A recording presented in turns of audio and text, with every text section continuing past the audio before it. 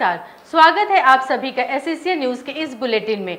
आइए सबसे पहले नजर डालते हैं आज की सुर्खियों पर।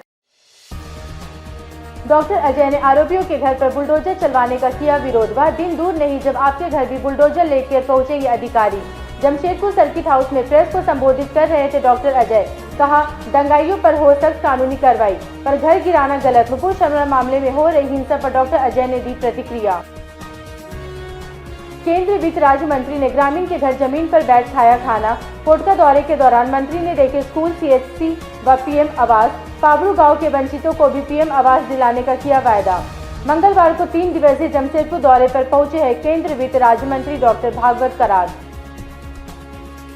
और मेकअप कराने पार्लर गई महिला के पर्स से 10 लाख के जेवर गायब। जमशेदपुर के आजाद नगर स्थित कल्स फैमिली सैलून में घटी घटना। भाई की शादी के लिए मेकअप कराने गई थी कंचन विहार की अमृता। परिजनों व भाजपा नेता के साथ थाना पहुंचकर दर्ज कराई शिकायत। सीसीटीवी खंगालने में जुटी पुलिस। आइए बात करते हैं पूर्व सांसद डॉक्टर अजय द्वारा आयोजित प्रेस कॉन्फ्रेंस की। जमशेदपुर के पूर्व सांसद सह कांग्रेस नेता डॉक्टर अजय कुमार ने पूर्व भाजपा नेता नुपुर शर्मा के बयान को लेकर रांची व अन्य स्थानों पर हुई वारदातों पर कड़ी कानूनी कार्रवाई की जरूरत बताई है। हालांकि उन्होंने इसके आरोपियों के घरों पर बुलडोजर चलाए जाने का जोरदार विरोध भी किया है। पूर्व सांसद डॉक्टर अजय कुमार ने बुधवार को जमशेदपुर परिसदन में प्रेस को संबोधित करते हुए कहा कि नुपुर शर्मा ने जो विवादास्पद बयान दिया उसका विरोध होना चाहिए, लेकिन यह विरोध शांतिपूर्वक एवं कानून के दायरे में रहकर ही होना चाहिए। उन्होंने इसको लेकर राजधानी रांची एवं अन्य शहरों में हुई हिंसक वारदातों की निंदा करते हुए इसके लिए जिम्मेदार लोगों के विरुद्ध तक कानूनी कार्रवाई की जानी चाहिए। लेकिन इसके साथ ही उन्होंने हिंसा के आरोपियों के घरों पर बुलडोजर चलवाए जाने का विरोध भी किया। डॉक्टर अजय ने कहा कि जिस अवैध निर्माण के नाम पर लोगों के घरों को तोड़ा जा रहा है, उस बिना पर हर शहर में बुलडोजर चलवाए जा सकते हैं। उन्होंने कहा कि किसी शहर में 90% मकान ऐसे मिल जाएंगे जिनके निर्माण में कुछ न कुछ नक्शा विचलन मिलेगा ही। उन्होंने कहा कि वह दिन दूर नहीं जब प्रशासन उसी पावर के बल पर किसी के घर पर भी बुलडोजर चलवाने लगेंगे। देखिए, एक चीज है, पैगंबर के खिलाफ टिप्पणी देना बहुत ही अफसोस है, लेकिन रांची में हुआ या कैलकाटा में हुआ या कानपुर में हुआ, एक ही चीज मैं कह सकता हूं, आप शांतिपूर्वक उसको प्रदर्शन को आप शांतिपूर्वक तरीके से आप मार्च निकालते, मुंह पर पट्टी लगाते, काला बेला लगाते, लेकिन हिंसा करने के लिए जो है जिस तरह से रांची में हुआ या बाकी जगह, वो किसी के, मैं तो बोलता हूँ कि उस पर कार्रवाई जो है कड़ी कानूनी कार्रवाई होनी चाहिए। एक तो कड़ी कानूनी कार्रवाई होनी चाहिए, लेकिन जो बुलडोजिंग जो चल रहा है, मैं आपको बताना चाहूंगा, आप इस शहर में बाकी तो छोड़ दो, आपको लगता है कि सभी का मकान नियम कानून से पास हुआ है। आज जो है बुलडोजर चला है, उनके ऊपर तो हम लोग जो खुश हो रहे हैं कि मुस्लिम बच्चे के ऊपर चल गया, इसके ऊपर चल गया। उसी पावर के साथ मांगो और ये जेएनएससी के लोग आपके घर पर चलाए, वो दिन दूर नहीं है। तो ये गलतफहमी दूर कर लीजिए कि बुलडोजर चल रहा है किसी के घर पर। ये पावर जो है, जो दरोगा जी, और ये जब दरोगा जी पकड़ के पीटते हैं ना पैसा वसूलने के लिए, फिर वो तो वो नहीं देखता कि मुसलमान है कि हिंदू है, वो तो देखता पैसा दे रहा है कि नहीं दे रहा, उन्हें देखता है कि दलित है कि ब्राह्मण है। जब ये बुलडोजर चलेगा, आज तो चल रहा है, इस देश में 90% मकान जो बने हैं, कुछ ना कुछ वायलेशन है। अब बात करते हैं केंद्रीय मंत्री डॉक्टर भागवत कराड के पोटका प्रखंड क्षेत्र के दौरे की। केंद्रीय वित्त राज्य मंत्री डॉक्टर भागवत कराड ने बुधवार को पोटका प्रखंड के दौरे के दौरान पीएम योजना के तहत आवास पाने वाले पाबरू गांव के शंभू सरदार के घर भोजन किया। उनके साथ सांसद विद्युत बरन महतो, पूर्व विधायक मेनका सरदार भी शामिल रहे। भोजन के बाद डॉक्टर कराड ने शंभू सरदार के परिजनों व अन्य ग्रामीणों से भी भेंट की। बता दें कि 2 दिवसीय जमशेदपुर दौरे पर आए केंद्रीय वित्त राज्य मंत्री डॉक्टर भागवत कराड ने बुधवार को पोटका क्षेत्र में जन वितरण प्रणाली की दुकानों का निरीक्षण किया। इसी क्रम में वे हाता स्थित Excel data services mega skill centre भी गए। वहां उन्होंने छात्रों से मिलकर उनसे सारी चीजों की जानकारी ली एवं उन्हें नियुक्ति पत्र भी बांटा। मंत्री ने हल्दीपोखर प्राथमिक स्वास्थ्य केंद्र व पोटका कस्तूरबा गांधी बालिका विद्यालय का भी निरीक्षण किया।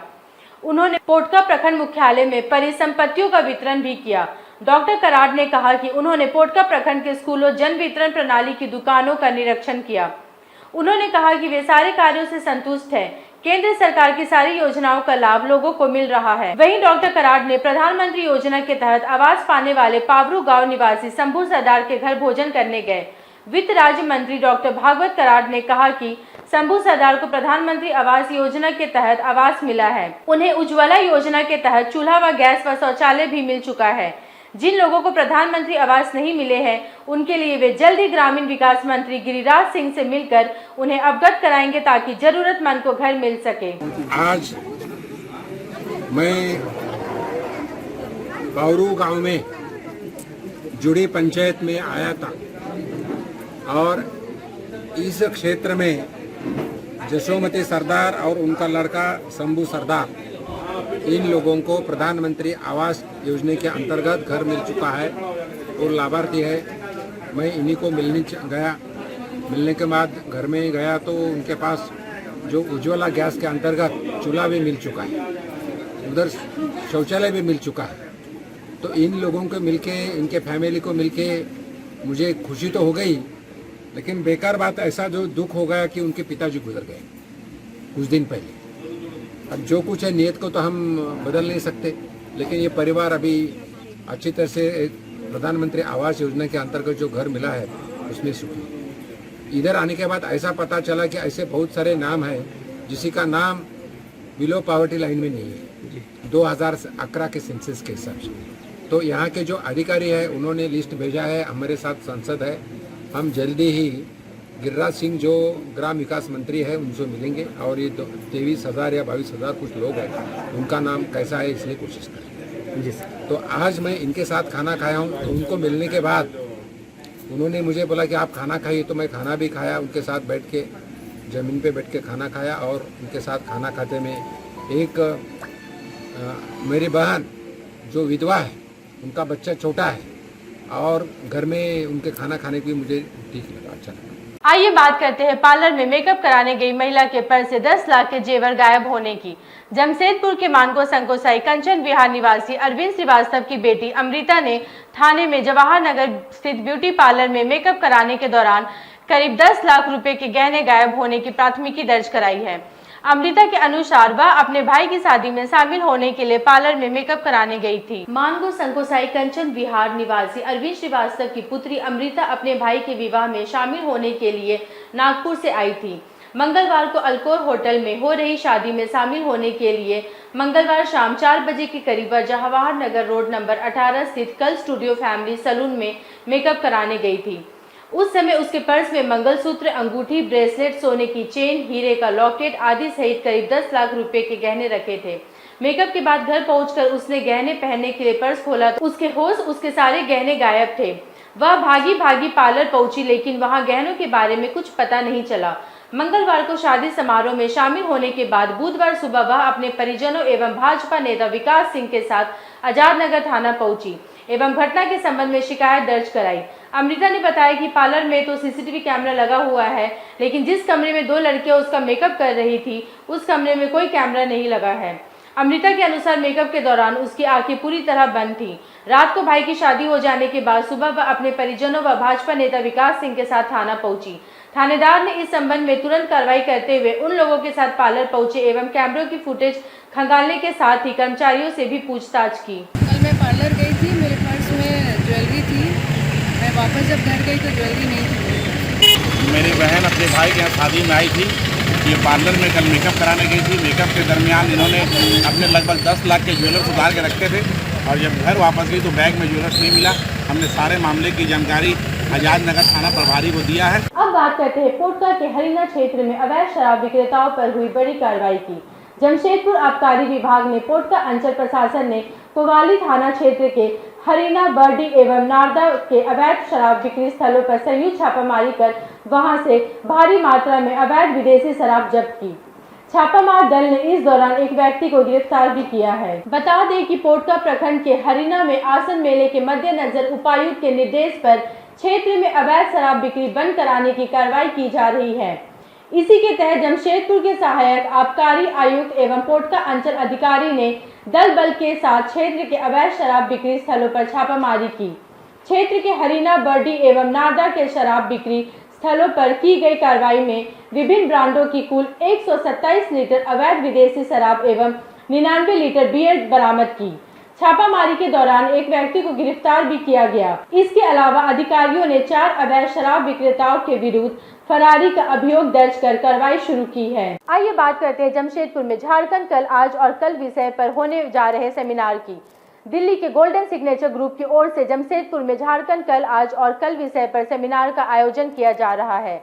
आगामी 18 जून को आयोजित होने वाले इस सेमिनार में गठन के बाद झारखंड राज्य की विगत 22 वर्षों की यात्रा पर विचार कर आम सहमति बनाने की कोशिश की जाएगी। अवकाश प्राप्त वरीय पुलिस अधिकारी सह कोल्हान के पूर्व डीआईजी राजीव रंजन सिंह ने बुधवार को प्रेस कॉन्फ्रेंस कर सेमिनार के आयोजन की घोषणा की। उन्होंने बताया कि गोल्डन सिग्नेचर दिल्ली का एक ग्रुप है जो विभिन्न राज्यों में वहां के गंभीर मुद्दों पर सेमिनार व परिचर्चाएं आयोजित कराता है। राजीव रंजन सिंह ने बताया कि स्थापना के बाद झारखंड राज्य की 22 वर्षों की यात्रा के लेखा जोखा पर विमर्श के उद्देश्य से आयोजित हो रहे सेमिनार में विगत 22 वर्षों में राज्य की उपलब्धियों एवं विफलताओं पर विचार होगा। उन्होंने बताया कि सेमिनार में शहर के सभी कॉलेजों व यूनिवर्सिटियों के युवाओं को आमंत्रित किया गया है। उन्होंने उम्मीद जताई कि यह सेमिनार झारखंड की विकास यात्रा का लेखा जोखा तैयार करने में कामयाब होगा, जिससे राज्य को विकास पथ पर आगे ले जाने में मदद मिल सकती है। एक्चुअली गोल्डन सिग्नेचर एक दिल्ली का एक ग्रुप है जो भारत देश के सभी राज्यों में, दिल्ली में भी किसी नेशनल इम्पोर्टेंट टॉपिक पर सेमिनार कराते रहते हैं। तो गोल्डन सिग्नेचर ग्रुप के तत्वाधान में हम लोग जमशेदपुर में 18 तारीख को एक सेमिनार का आयोजन किया जा रहा है, जिसका विषय वस्तु है झारखंड कल, आज और कल। आज 22 साल का झारखंड, युवा झारखंड हो गया है। 22 सालों में हमने क्या खोया, क्या पाया, हम कहाँ से चले थे, कहाँ पहुँचे, किस सेक्टर में क्या हम लोगों ने डेवलपमेंट किया है, चाहे वो सेक्टर एजुकेशन का हो, हेल्थ का हो, एग्रीकल्चर का हो, इंडस्ट्री का हो, माइंस मिनरल हो, प्रॉपर्टी हो।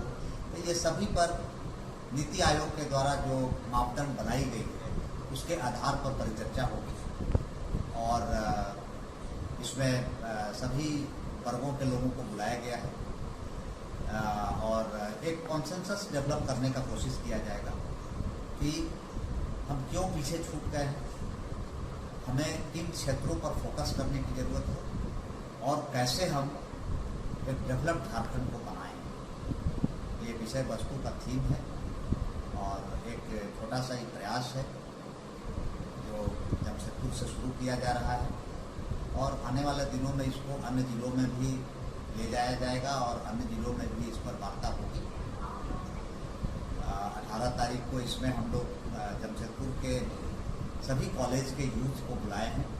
सभी कॉलेज से यूथ आएंगे, यहाँ जो यूनिवर्सिटीज़ है उनके भी यूथ को हम लोगों के द्वारा इनवाइट किया गया है, चाहे वर्काचन यूनिवर्सिटी हो या श्रीनाथ यूनिवर्सिटी हो, उनके यूथ से भी बात हुई है और हम समझते हैं कि एक अच्छा कार्यक्रम होगा, एक अच्छा फोरम होगा। इसके साथ साथ झारखंड में जो उल्लेखनीय योगदान दिए हैं, खास करके जमशेदपुर में और झारखंड में खेल के क्षेत्र में, वैसे लोगों को हम लोग मंच से सम्मानित भी करेंगे।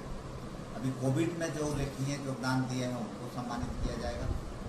सोशल फोरम पर जिन्होंने अच्छा कार्य किया है उनको सम्मानित किया जाएगा और कार्यक्रम मेरे समझ से जो हम लोगों ने ऑर्गेनाइज गोल्डन सिग्नेचर के तत्वाधान में जो किया गया है ये झारखंड के लिए लाभकारी होगा और एक निश्चित रूप से एक थॉट डेवलप होगा कि झारखंड को कैसे विकसित किया और झारखंड जो आज जिस परिस्थिति में है कि बाहर जहाँ कहीं भी आप झारखंड का नाम लेते हैं तो बहुत गौरवान्वित फील नहीं करते, तो ये परिवेश से हम लोग बाहर निकलें और यहाँ के युवा भी जहाँ जाएं वहाँ गौरवान्वित फील करें, ये उद्देश्य है। आइए बात करते हैं साइबर सुरक्षा जागरूकता अभियान के तहत जमशेदपुर में आयोजित रैली की। पूर्वी सिंहभूम में आजादी के अमृत महोत्सव के तहत जिला पुलिस द्वारा चलाए जा रहे साइबर सुरक्षा जागरूकता अभियान के दूसरे दिन बुधवार को एसएसपी के नेतृत्व में प्रभात फेरी निकालकर लोगों को साइबर क्राइम से संबंधित जानकारियां देकर उन्हें जागरूक कराने का प्रयास किया गया। देश में बढ़ते साइबर अपराध पर लगाम कसने के उद्देश्य से केंद्रीय गृह मंत्रालय के निर्देश पर आजादी के अमृत महोत्सव कार्यक्रम में साइबर अपराध के प्रति जागरूकता अभियान को भी शामिल किया गया है। केंद्रीय गृह मंत्रालय से सभी राज्यों को साइबर सुरक्षा अभियान चलाने के निर्देश दिए गए हैं। झारखंड में इसकी शुरुआत मंगलवार को जमशेदपुर में जागरूकता रथ रवाना करने के साथ हुई। जिला पुलिस की ओर से इस अवसर पर प्रभात फेरी निकाली गई।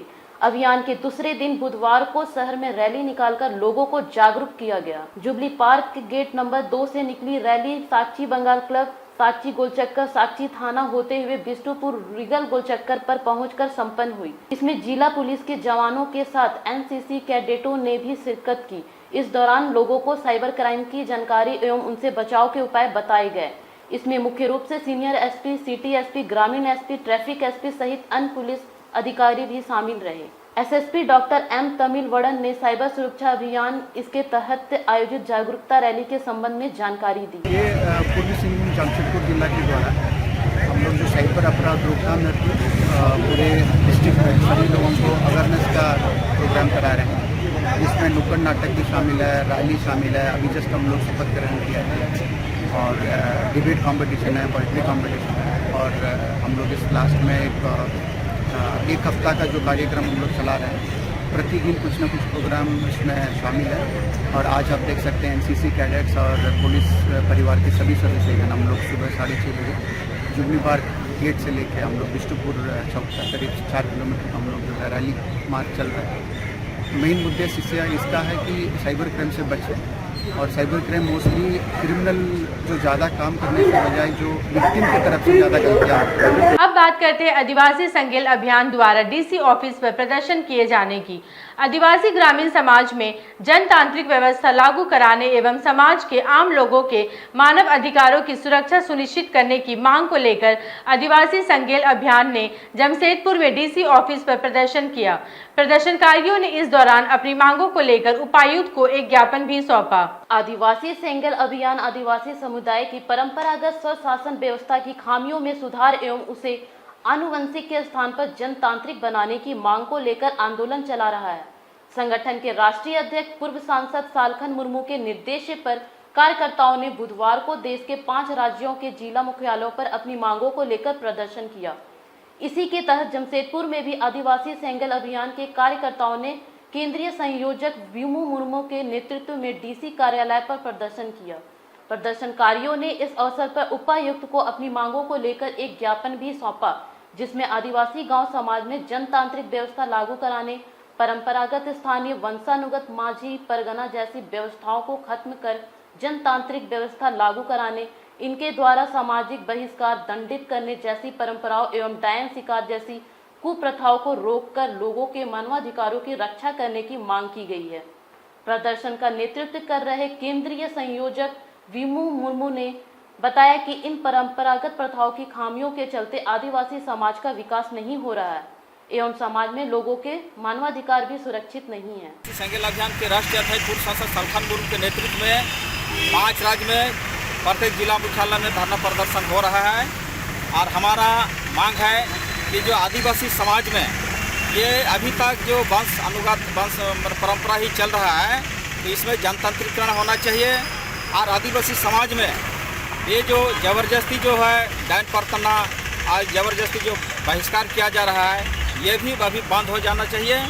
और हमारा अभी मांग है कि ये जो आदिवासी समाज में ये माझी परगना ये पियक्कड़ है, अनपढ़ है, लेकिन ये गांव का अभी हेड बना हुआ है, लेकिन इसीलिए जो है डायन परतना इत्यादि जो है इन्हीं के द्वारा पहल किया जाता है।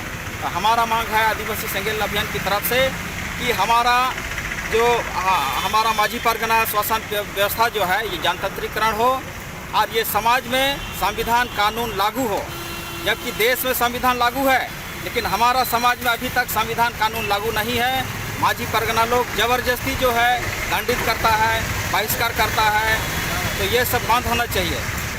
इसीलिए आज हम लोग जिला प्रशासन हम लोग उपायुक्त महोदय को हम लोग ज्ञापन देने वाले हैं। आइए बात करते हैं गैस की किल्लत से सीएनजी ऑटो चालकों की बड़ी परेशानी की।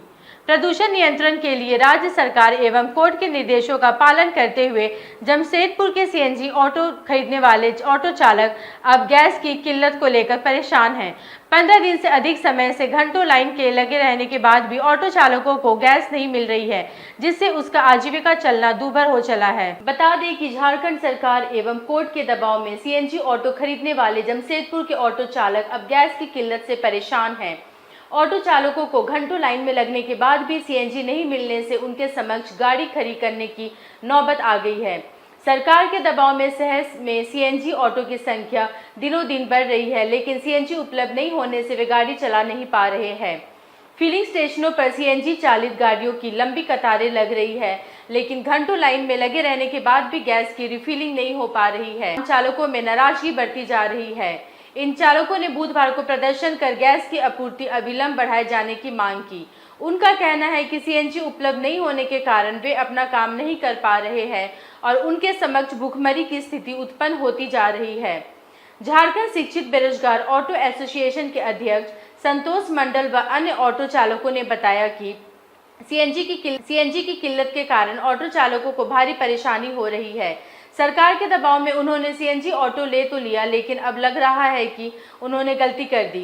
गैस नहीं मिलने से उन्हें घंटों लाइन में लगे रहना पड़ रहा है, जिससे आय नहीं हो पाने के कारण उनके समक्ष भूखमरी की स्थिति उत्पन्न हो रही है। उन्होंने चेतावनी दी कि यही हाल रहा तो वे लोग अपनी गाड़ियां जिला मुख्यालय में ले जाकर खड़ी कर देंगे। और ऑटो स्टेशन होने के कारण जो है हम नहीं आ पा रहे थे, और आज ही हम आए हैं। और आज देखने के बाद देखने के लिए ही बिग बाजार के पास आया कि देखने की गाड़ी का जो गैस नहीं मिल रहा है, और इसी जानकारी को लेने के लिए हम यहाँ पहुँचे हैं। और पहुँचने के बाद मैंने देखा दृश्य देखने के बाद दिख रहा है कि लंबी कतार लगी हुई है गाड़ी का, और गैस नहीं मिल रहा है। और ऑटो चालकों से बात करने के बाद ये पता चला है कि 15-20 दिन से इस तरह का प्रॉब्लम हो रहा है, और कभी पहले से भी हो रहा है, लेकिन 25 दिनों से इतनी ज़्यादा प्रॉब्लम हो रही है, उसके कारण जो है ये गैस नहीं मिल पा रहा है। 8-8 घंटा 4-4 घंटा लाइन पे लगकर ये गैस मिलता है, और ये चला नहीं पा रहे गाड़ी को। किस पे गाड़ी है तो कहीं नहीं सरकार जो है इस पर संज्ञान रूप से नहीं लिया जा रहा है। और हमने इस बात को पहले भी हमने ये कहा था कि सबसे पहले शहर में सबसे पहले गैस पंप का व्यवस्था किया जाए, उसके बाद सीएनजी ऑटो के बारे में सरकार इस पर संज्ञान रूप से ले। लेकिन सरकार ने इस पर ध्यान न देकर ऑटो चालकों को दबाव डालने का काम किया, और डालने के बाद रोजी रोटी कमाने के लिए ऑटो चालकों ने गाड़ी लेकर अपनी आज जो स्थिति बनी हुई है आप देख सकते हैं कि लाइन लगी हुई है, और गाड़ी जो है कई दिनों से इन लोगों को गैस नहीं मिलने के कारण जो है इन रोजी रोटी चलाना मुश्किल हो जा रहा है, घर चलाना मुश्किल हो जा रहा है। आज तो ऐसा पता चल रहा है कि ये लोग गाड़ी को खड़ा कर देना चाहता है, आज विदा करना चाह रहा है, तो बहुत दुख की बात है। भैया 10-15 दिनों से ही प्रॉब्लम है, गैस गाड़ी लेके प्रॉब्लम हो गया हम लोग को। अच्छा, सुबह सोचिए 7 बजे से खड़े हुए अभी तक आदमी कमाएगा क्या कि EMI क्या भरेगा? मतलब जैसे हम लोग का EMI का तो हम लोग तो भरना है ना भैया, तो नहीं समझेगा।